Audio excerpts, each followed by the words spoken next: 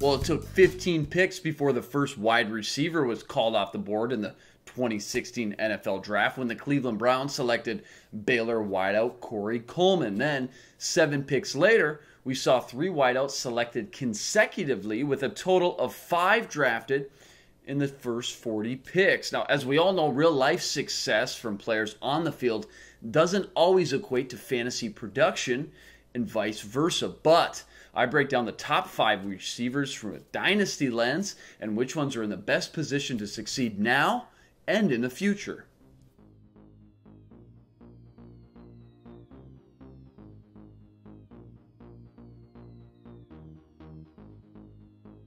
The first receiver selected in the entire draft, Coleman put on a show at the Combine, displaying outstanding physical attributes with his speed and strength. The only thing missing from Coleman's game is his size at just 5'10". He will struggle on the outside as the team's #1 weapon against opposing defenses' physical press cornerbacks. Had Coleman landed anywhere but Cleveland Browns organization, I would have undoubtedly have him higher on this list than just number 5. However, Cleveland has been a fantasy wasteland the past 2 decades where players struggle to live up to their potential as coaches have been unable to stick around long enough to help develop the big-name talent. I'm not doubting Coleman's talents, as he was one of the most electrifying players in college football last season, but along with his small stature, the Browns are sure to be in a quarterback flux for the next few years as they experiment with Robert Griffin and other young signal callers like Cody Kessler. These factors make it too tough to depend on Coleman for consistent enough production to warrant your dynasty production over the others on this list. You know, some will argue Shepard was the best route runner in the entire class with outstanding precision and understanding of how to give his quarterback a clean target despite his small stature. Eli Manning is sure to love Shepard's football awareness in the passing game and his ability to vacuum everything up in his vicinity. On top of playing with one of the best veteran passers in the league, Shepard also has a major luxury over his peers by not being asked to shoulder the pressure of becoming the Giants' #1 weapon through the air. That tall task has already been given to Odell Beckham Jr., who will hold that badge for years to come while he soaks up double teams and defensive attention, opening up monster opportunities for Shepard right out the gate. Even if you want to label Shepard as a slot or inside receiver, teams are running out of the spread passing offense and concepts more than ever, which will make Shepard a huge part of the offense even in year 1. With his big body and strong physical style of play, many experts compared Treadwell to Dallas Cowboy great Dez Bryant and viewed the Ole Miss product as the #1 wideout in the entire class. But after a sluggish combine, Treadwell trickled down a lot of big boards where he eventually fell to the Minnesota Vikings with the 23rd overall pick. With his my ball mentality, Treadwell walks into his rookie year with loads of pressure on his shoulders as Teddy Bridgewater's sudden go-to deep threat and red zone target. At just 20 years old, Treadwell has tons of room to grow and will likely get stronger and faster after that devastating leg injury 2 years ago. But I'm not expecting Hall of Fame numbers early on from Treadwell, and neither should you, as the team's going to continue with Adrian Peterson and a run-heavy first attack until Peterson simply proves he can't handle the load.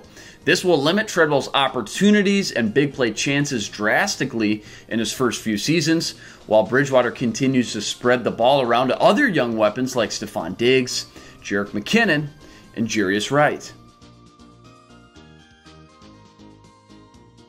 Now, when it comes to pure fantasy implications, Thomas is a prime example of a great surrounding cast and a landing spot outweighing the sheer talent a player can offer.